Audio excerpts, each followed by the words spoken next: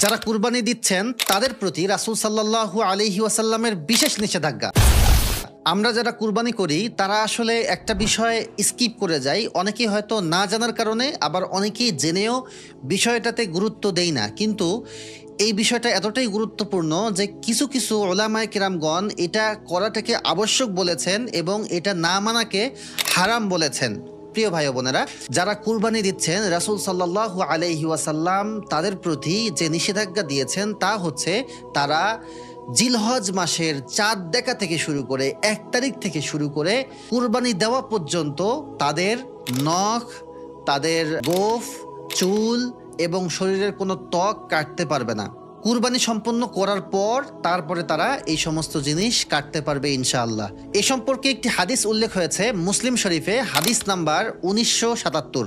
রাসূল সাল্লাল্লাহু আলাইহি ওয়াসাল্লাম বলেন, যখন তোমরা জিলহজ মাসের চাঁদ দেখো এবং তোমাদের কেউ কুরবানি করতে চায় তখন যেন সে তার চুল ও নখ কাটা থেকে বিরত থাকে। প্রিয় ভাই বোনেরা, আপনারা জানেন যে আরবি মাসের শুরু হয় মাগরিবের পর থেকে, অর্থাৎ জিলহজ মাসের চাঁদ দেখার পর যদি আপনি ভাবেন যে আজকে 1 তারিখ, আজকে আমি কেটে নেই, আজকে থেকে ইনশাআল্লাহ কুরবানি পর্যন্ত আমি কাটবো না, তারপরেও কিন্তু হবে না, চাঁদ দেখার আগেই কেটে ফেলতে হবে। তো যারা এই সুন্নত পালন করতে চান, আজকে যেহেতু 26শে জিলকদ, তো আপনারা আজকে থেকে শুরু করে 26, 27, 28, 29 এই 4 দিনের মধ্যে আপনারা এই প্রয়োজনীয় চুল, শরীরের অবাঞ্ছিত লোম, গোঁফ এবং যা কিছু কাটার প্রয়োজন আপনারা কেটে ফেলবেন ইনশাআল্লাহ।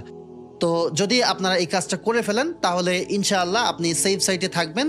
29-এর মধ্যে আপনি করে ফেললেন তাহলে হচ্ছে জিলহজ মাসের শুরু থেকে নিয়ে আপনি কুরবানি করা পর্যন্ত, যেহেতু জিলহজ মাসের 10 তারিখে হচ্ছে কুরবানির ডেট, আপনি এই 10 দিন পুরোপুরি এই শরীরের অবাঞ্ছিত লোম, নখ এ সমস্ত কাটা থেকে বিরত থাকবেন ইনশাআল্লাহ। এতে করে কি হবে, একটা বিশাল বড় সুন্নতের উপর আপনি আমল করলেন, যার কারণে আল্লাহ খুশি হয়ে আপনার কুরবানি কবুল করে নিতে পারেন ইনশাআল্লাহ। আমরা আসলে কুরবানি করি কিন্তু আমাদের কুরবানি কবুল হলো কিনা এই নিয়ে টেনশন কিন্তু আমাদের থাকে না, অথচ থাকা উচিত একটা সুন্নত, যেটা আল্লাহ রাসূল সাল্লাল্লাহু আলাইহি ওয়াসাল্লাম যারা কুরবানি করবে তাদেরকে আদেশ করেছেন, তাদের প্রতি একটা নিষেধাজ্ঞা দিয়েছেন। এটা রাসূলের ভালোবাসা থেকে, এটা সুন্নতের উপর আমল করার তাগিদ থেকে এটা মেনে চলা উচিত। আমি যখন এই ভিডিওটা রেকর্ড করছি আজ 26শে জিলকদ, আপনারা আপনাদের এই ক্যালেন্ডারে এবং মোবাইলের অ্যাপে দেখে নেবেন যে আজকে কত তারিখ চলছে, কারণ এই ভিডিওটা ছাড়তে হয়তো 2-1 দিন সময় লাগতে পারে। তবে মনে রাখবেন, এই নির্দেশ বা এই সুন্নত শুধুমাত্র যারা কুরবানি করছেন, যাদের উপর কুরবানি ওয়াজিব, যারা কুরবানি দিবেন তাদের জন্য।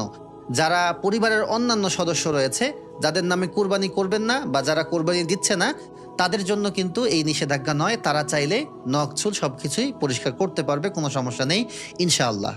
তো প্রিয় ভাই বোনেরা, আসুন আমরা সবাই মিলে এই সুন্নতকে জিন্দা করি, সবাই আমরা এই আমলটি করব ইনশাআল্লাহ।